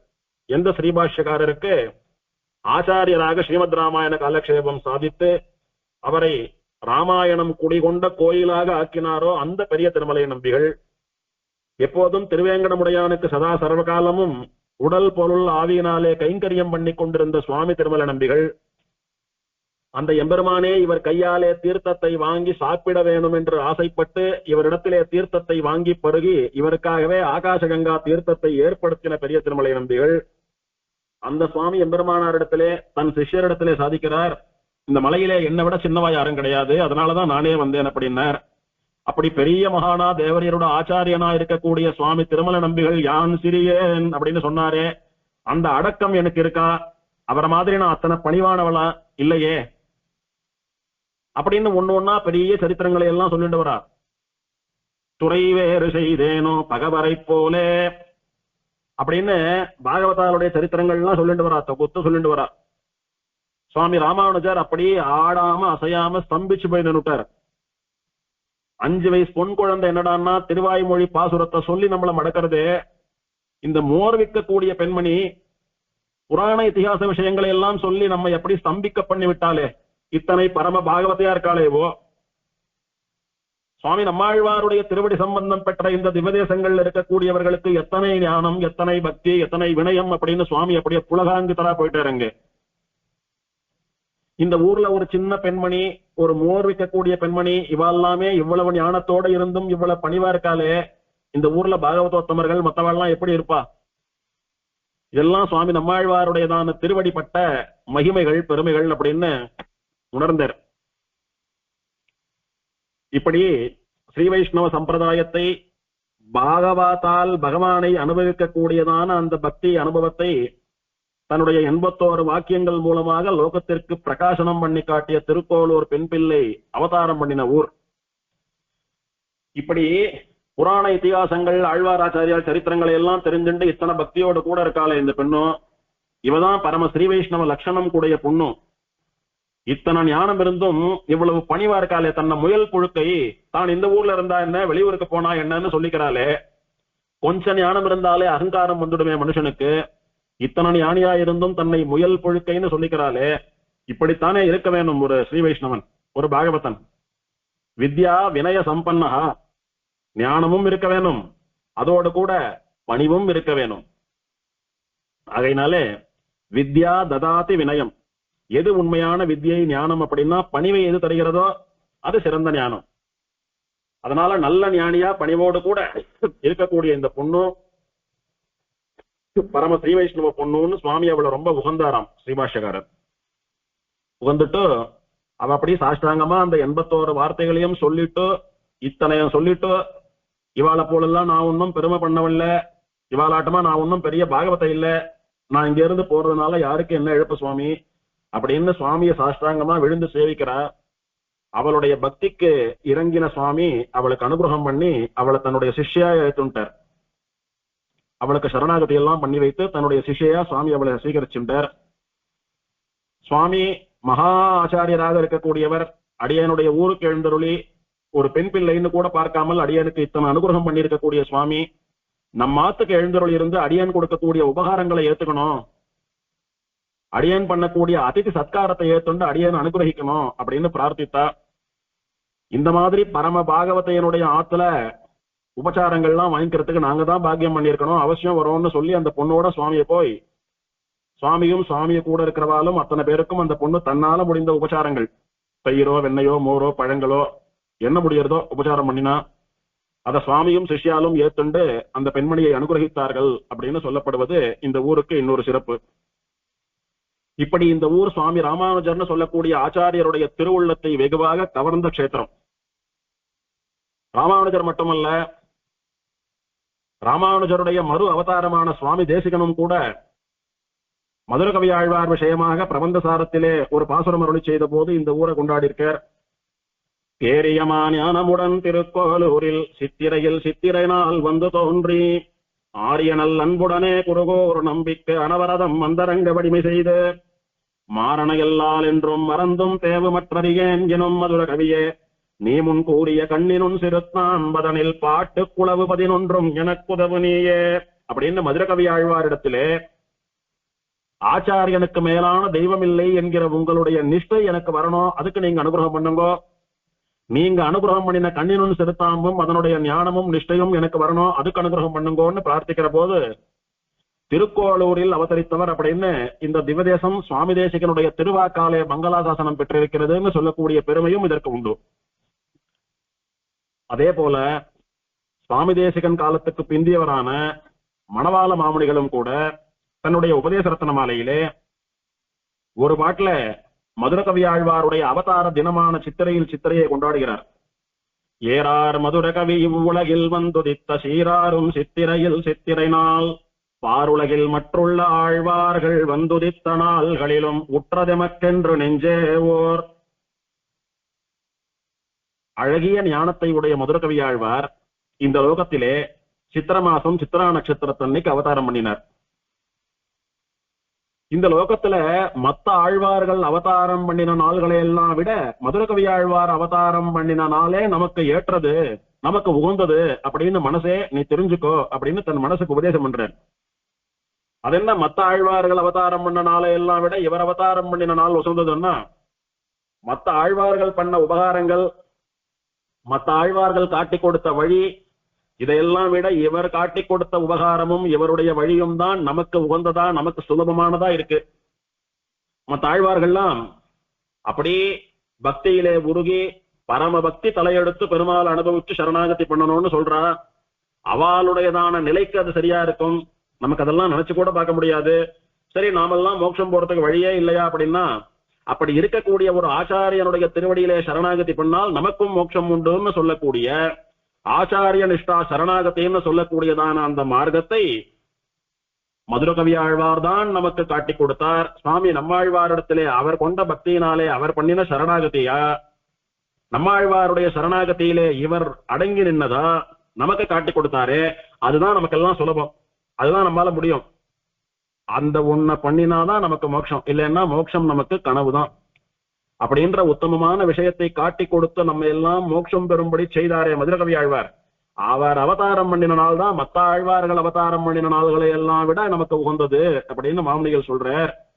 அதே மாமுனிகள் இந்த திவ்ய தேசத்தை மங்களாதாசனம் பண்ணியிருக்கார். எப்படின்னா, மதுரகவி ஆழ்வார், ஆண்டாள், ராமானுஜர் இவா 3 பேருடைய அவதார ஸ்தலங்களினுடைய பெருமையையும் ஒரு பாட்டுல சொல்றார். சீராரும் வில்லிபுத்தோர் செல்வத் திருக்கோளூர் ஏறார் பெரும்பூதூர் என்னும் இவை பாரில் மதியாரும் ஆண்டாள் மதுரகவி ஆழ்வார் எதிராசர் தோன்றிய ஊரிங்கு அப்படின்னு இவா 3 பேருடையதான அவதார ஸ்தலங்களை சொல்றேன் கேளுங்கோ அப்படின்னு சொல்றச்ச, மதுரகவி ஆழ்வார் அவதாரம் பண்ணின ஊர் செல்வத் திருக்கோளூர் அப்படின்னார். திருக்கோளூர்னு சொன்னா போறாதோ, செல்வத் திருக்கோளூர். செல்வத்துக்கு அதிதேவதைகளாக இருக்கக்கூடிய நவநிதிகள் வந்து தஞ்சம் புகுந்திருக்கிற திருக்கோளூர், இழந்த செல்வத்தை மீட்டுக் கொடுக்கக்கூடிய திருக்கோளூர், புதுசா செல்வங்களை அனுகிரகம் பண்ணக்கூடிய திருக்கோளூர், கைங்கரியமாகிற செல்வத்தை அனுகிரகம் பண்ணக்கூடிய திருக்கோளூர், மோட்சம்னு சொல்லக்கூடிய செல்வத்தை அனுகிரகிக்கக்கூடிய திருக்கோளூர், நம்முடைய மூதாதையர்களாலே நமக்காக சேமித்து வைக்கப்பட்ட செல்வமான வைத்தமாநிதி பெருமாள் கிடந்து சேவை சாதிக்கிற திருக்கோளூர், செல்வம் மல்கி அவன் கிடந்த திருக்கோளூர் என்கிற ஆழ்வாருடைய வாக்கியத்தை எல்லாம் புதிந்ததாக மணவாள மாமுனிகள் சாதிக்கிறார். செல்வ திருக்கோளூர் என்பதாக. அது என்ன செல்வ திருக்கோளூர் அப்படின்னா, நமக்கெல்லாம் வசந்த செல்வமான மோட்சத்தை, மோட்சம் பெறுவதற்கு எந்த சக்தியும் தகுதியும் இல்லாத நாமும் பெறுவதற்குரிய வழியான ஆச்சாரியனுடைய சரணாகத்திலே அடங்கி நிற்றல்னு சொல்லக்கூடியதான உத்தமமான விஷயத்தை, சுலபமான வழியை நமக்கு காட்டி கொடுத்த மதுரகவி ஆழ்வார் அவதாரம் பண்ணின செல்வ திருக்கோளூர் அப்படின்னு புரிஞ்சுக்கலாம். இது இப்படி பலரும் கொண்டாடி இருக்கிறார்கள் இந்த ஊரையும் இந்த எம்பெருமானையும். இன்னும் இந்த எம்பெருமானை பற்றி, இந்த கஷேத்திரத்தை பத்தி நிறைய சொல்லிண்டே போலாம். இந்த கோவிலுடைய அமைப்பு ரொம்ப அழகான அமைப்பு. தாமிரபரணி ஆற்றினுடைய தென்கரையிலே அமைந்திருக்கக்கூடியதான திவ்யதேசம் இது. இதுவரைக்கும் பார்த்துட்டு வந்ததெல்லாம் தாமிரபரணியினுடைய வடக்கு கரையிலே அமைந்த திவ்யதேசங்கள். இது தாமிரபரணியினுடைய தெற்கு கரையில் அமைந்திருக்கிறது. கோவில் வாசல்ல திருக்குறுங்குடியை போல ஆச்சரியமா மொட்டை கோபுரம் சேவை சாதிக்கிறது. அந்த மொட்டை கோபுரத்துக்குள்ள நுழைஞ்சு உள்ள போனோமானா ஆச்சரியமான முன்மண்டபம், விசாலமான அகன்று விரிந்த முன்மண்டபம் அழகு செய்கிறது. அந்த முன்மண்டபத்திலே துவஜஸ்தம்பம்னு சொல்லக்கூடியதான கொடிமரமும் பலிபீட்டமும் நாம விழுந்து சேவிக்கும்படியா கம்பீரமா நிற்கிறது. அதை தாண்டி போனோமானா பெருமாளுடைய கர்ப்ப கிரகத்துக்கு நேரே கருத்மானுடைய சந்நிதி. கருத்மானை சேவிச்சுட்டு கர்ப்ப கிரகத்துக்குள்ள நுழைஞ்சோமான ஆச்சரியமா நேற்று அனுபவித்தது போல திருவனந்தாழ்வானாகிற படுக்கையிலே நவநிதிகளுக்கு மேலே தலைக்கு மரக்காலை வைத்துக் கொண்டு படியளக்கும் தெய்வமாக வைத்தமாநிதி பெருமாள் சேவை சாதிக்கிறான். உற்சவரான உபயநாச்சிமாரோட கூட சேர்ந்து சேவை சாதிக்கக்கூடிய நிக்ஷேப வித்தன் நித்திய பவித்ரன் பெருமாள் சேவை சாதிக்கிற அவளை எல்லாம் சேவிச்சுட்டு அப்படியே பிரதட்சணம் பண்ணிட்டு வெளியில வந்தோமானா இரண்டாவது பிராகாரத்திலே தெற்கு பக்கத்திலே கோளூர் வள்ளி நாச்சியார்னு சொல்லக்கூடிய தனிக்கோயில் நாச்சியார் சன்னதியும், இன்னும் அப்படியே பிரதட்சணமா வந்தோமானா பிராகாரத்திலே யோகநுர் சிம்மன் சன்னதியும், திருக்கடிகை மலமேலே எழுந்தருளி சேவை சாதிக்கக்கூடியவனான அக்காரக்கணி எம்பெருமானை போலே இருக்கக்கூடிய யோகநுர் சிம்மன் சன்னதியும் அப்படியே பிரதட்சணமா தொடர்ந்து வந்தோமானா வடக்கு பக்கத்திலே குமுதவள்ளி நாச்சியாருடைய தனிச்சன்னதியும் அமைந்திருக்கின்றன. உள்ளேயே பெருமாளுடைய அனுஷ்டானத்திற்காகவும் தலிகைக்காகவும் ஒரு தீர்த்த கிணறும் உண்டு. அப்படியே சன்னதியை பிரதட்சணம் பண்ணிட்டு வரச்ச கடைசியில இடது பக்கத்திலே, அதாவது கோவில் உள்ள நுழையறச்ச முதல்ல நுழைஞ்ச உடனே வலது பக்கத்திலே பிரதட்சணம் பண்ணிட்டு வெளியில வரச்ச இடது பக்கத்திலே சுவாமி மதுரகவி ஆழ்வாருக்கு ஒரு தனி சந்நிதி. அது தெற்கு நோக்கியவாறு மதுரகவி ஆழ்வார் கைகூப்பி கொண்டிருக்கக்கூடியதான சந்நிதி. பெருமாளையும் சேவிக்கணும், தன்னுடைய ஆச்சாரியரான சுவாமி நம்மாழ்வார் இருக்கக்கூடியதான திருப்புலி ஆழ்வாரை, அதுக்கு கீழே அமர்ந்து கொண்டிருக்கக்கூடிய நம்மாழ்வாரையும் சேவிக்கணும். அதனால தெற்க நோக்கி கைகூப்பிட்டு இருக்கிற மாதிரி மதுரகவி ஆழ்வார் எழுந்தருளி இருக்கக்கூடியதான சந்நிதி. இதெல்லாம் அனுபவிப்பதற்கு ரொம்ப ஆச்சரியமான சந்நிதிகள். கோவில் வாசல்ல புஷ்கரணி, கோவிலுக்கும் புஷ்கரணிக்கும் நடுவே ஒரு சின்ன மண்டபம். இப்படி ரொம்ப ஏகாந்தமான சன்னிவேசம், நன்னா சலசலான்னு சில்லுன்னு காத்து வீசக்கூடிய ஏகாந்தமான கிராம சன்னிவேசம், ரொம்ப ஆச்சரியமா இருக்கக்கூடிய சந்நிதி. வெளியூர்ல இருந்து உள்ள நுழையறச்ச முதல்ல வலது பக்கம் போனோமானா ஆழ்வார் திருநகரி வந்துடும். அப்படி போகாம இடது பக்கம் 2 கிலோமீட்டர் போனோமானா வைத்தமாநிதி பெருமாளுடைய திருக்கோளூர். அப்படி ஆச்சரியமா மதுரகவி ஆழ்வாரும் வைத்தமாநிதி பெருமாளும் கோளூர் வள்ளி குமுதவள்ளி நாச்சியார்களும் சேவை சாதிக்கக்கூடிய உத்தமமான திவ்யதேசம். இங்க உற்சவங்கள்னு பார்த்தால் சித்திர மாசம் சித்திர நட்சத்திர தன்னைக்கு ஆழ்வாருடைய திருநட்சத்திரமானபடியினாலே மதுரகவி ஆழ்வாருடைய அவதார உற்சவம் விசேஷமா 10 நாள் நடக்கிறது. ஆவணி மாசம் புனர்வசு நட்சத்திர தன்னைக்கு தீர்த்தவாரி வரும்படியாக பெருமாளுக்கு 10 நாள் பிரம்மோற்சவம். வைத்தமாநிதி பெருமாள் நிக்ஷேப வித்தன் நித்திய பவித்ரனுக்கு ஆவணி புனர்வசு தீர்த்தவாரியா வரும்படியா 10 நாள் பிரம்மோற்சவம். 10ஆம் நாள் அன்னைக்கு திருத்தேர் உற்சவம், ரதோற்சவம். பிரம்மோற்சவத்துக்கு இடைஞ்சல் இல்லாதபடிக்கு ஆடி மாசத்திலோ ஆவணி மாசத்திலோ 7 நாள் பவித்ரோற்சவம். புரட்டாசி மாசம் 5 சனிக்கிழமைகளிலே பெருமாளுக்கு விசேஷமான திருமஞ்சனம், திருவாராதனம், கருட சேவ உற்சவம். முக்கியமா அது 4 சனிக்கிழமை வந்தாலும் சரி, 5 சனிக்கிழமை வந்தாலும் சரி, எல்லா சனிக்கிழமையும் பெருமாளுக்கு கருட சேவ உற்சவம், வீதி புறப்பாடு விசேஷமா நடக்கிறது. நிறைய பேர் சேவிக்கிறாங்க. ஐப்பசி மாதத்திலே பெருமாளுக்கு டோலோற்சவம்னு சொல்லக்கூடியதான ஊஞ்சல் உற்சவம். திருக்கார்த்திகை அன்னைக்கு கிருத்திகா தீபோற்சவம். தனுர்மாசத்திலே ஆச்சரியமா அத்தியனோற்சவமும் ஸ்ரீவைகுண்ட ஏகாதசி உற்சவமும். இப்படி முக்கியமான உற்சவங்கள். நிருசிம்மன் இருக்கிறபடினால நிருசிம்ம ஜெயந்தி உற்சவம், ராமானுஜர் அவதார உற்சவம், இதெல்லாம் விசேஷமா நடக்கிறது இங்கே. இப்படி ஆச்சரியமான இந்த திருக்கோளூர் விஷயமான ஆழ்வார் அனுபவத்தை தனியாக அனுபவிக்கப் போகிறோம். ஆகையினாலே இப்போது பிள்ளை பெருமாள் ஐயங்காருடைய பாட்டை அடியேன் விஞ்ஞாபிக்கிறேன். பிறப்பற்று மூப்பு பிணியற்று நாளும் இறப்பற்று வாழ இருப்பீர், புறப்பற்று தள்ளுங்கோள் ஊரறவில் தாமோதரன் பள்ளி கொள்ளும் கோளூர் மருவுங்கோள் அப்படின்னு மோட்சம் போனோன்னு ஆசை இருக்கிறவாளுக்கு பிள்ளை பெருமாள் ஐயங்கார் பண்ணக்கூடியதான உபதேசம் இந்த பாசுரம். பிறப்பற்று, இனிமேல் பிறக்கவே கூடாது, ஜன்மாவே வேண்டாம் அப்படின்னு நினைக்கிறவங்களே. மூப்பு பிணியற்று, சுவாமி சின்ன வயசுல இருந்த உற்சாகம், சின்ன வயசுல இருந்த ஒரு மிடுக்கு, ஒரு காம்பீரியம், எதை வேணாலும் நம்ம பண்ணிவிடலாம் சாதிச்சுடலாம்னு சொல்லக்கூடியதான தைரியம் இப்ப இல்லையே சுவாமி. வயசாயிடுத்து. வயசாக ஆக உடம்பும் தளர்ந்துட்டு வர்றது, மனசும் தளர்ந்துட்டு வர்றது, ஒரு தைரியம் இல்லாத போயிடுத்து, தன்னம்பிக்கை இல்லாத போயிடுத்து. என்று அந்த இளமை திரும்பும், என்று அந்த பால்யம் திரும்பும். ஒரு நாளும் திரும்ப போறதில்லை. இளமை திரும்பாது. ஆனா என்ன பண்ணலாம்? கிழத்தனத்தை போக்கடிக்கலாம். மூப்பு உன்னை சிந்திப்பார்க்கு இல்லை திருமாலே அப்படின்னு ஆழ்வார் சாதிக்கிறார். நம்முடைய முதுமையினாலே நமக்கு ஏற்படக்கூடிய கஷ்ட நஷ்டங்களை எல்லாம் கடந்து வரணும்னா எம்பெருமானை தியானம் பண்ணுவது, அவனிடத்திலே பக்தி பண்ணுவதுதான் ஒரே வழின்னு சொல்றார். அதனாலே கிழத்தனம் போகணும். பிணியற்று, சின்ன வயசுல என்ன பண்ணாலும் ஒண்ணா மாட்டேன்றது, வயசாயிடுத்தோ வியாதிகளா வந்து போட்டு சாகடிக்கிறது, ஹிம்சை பண்றது. அதனால பிணி இல்லாமல் இருக்க வேணும். பிறக்கவே கூடாது, தப்பி பிறந்தாலும் வயசாக கூடாது, அப்படியே வயசானாலும் வியாதி வரக்கூடாது. எல்லாத்தோட முக்கியமா சாகவே கூடாது, இறப்பு அற்று மரணம் தவிர்க்க வேணும். இதெல்லாம் ஆகுமா? பிறப்புன்னு ஒண்ணு வந்தாலே நிச்சயம் மூப்பு உண்டு, நோய் உண்டு, இறப்பும் ஒரு நாள் நிச்சயம் உண்டு. இதெல்லாம் வானான்னு சொன்னால் பிறப்பையே ஜன்மா எடுக்கிறதையே தவிர்த்துடணும். நின்றதில் 15 ஆண்டு பிணி பசி மூப்பு துன்பம் ஆதலால் கேள்வி வேண்டேன் அரங்கமான கருளானேன்னு ஆழ்வார் சாதித்தார். வாழ்நாள்ல பாதி நாள் தூங்கியே போறது, மீதி நாள் எப்படி போறதுன்னா பிணி பசி மூப்பு துன்பம், நோய் பசி, சோத்துக்காக ஓடுறது அலையிறது, கிழத்தனம்னு சொல்லக்கூடிய முதுமை, துன்பம், உடம்புக்கு எத்தனை கஷ்டம், மனத்துக்கு எத்தனை கஷ்டம். அதனால வாழ்க்கையே வேண்டாம், எனக்கு மோட்சம் கொடுன்னு ஆழ்வார் பிரார்த்தித்தாரே, அதையேதான் ஐயங்கார் காட்டுறாருங்க. பிறக்க வேண்டாம், வயசாக வேண்டாம், நோய் வேண்டாம், சாகவே வேண்டாம். அப்ப என்ன வேணும்? நாளும் வாழ இருப்பேர், என்னைக்கும் நன்னா வாழணும். அது எப்படி சுவாமி நன்னா வாழறது? பிறக்கவே வேண்டாம், ஆனா வாழணும்னா எப்படி அப்படின்னா,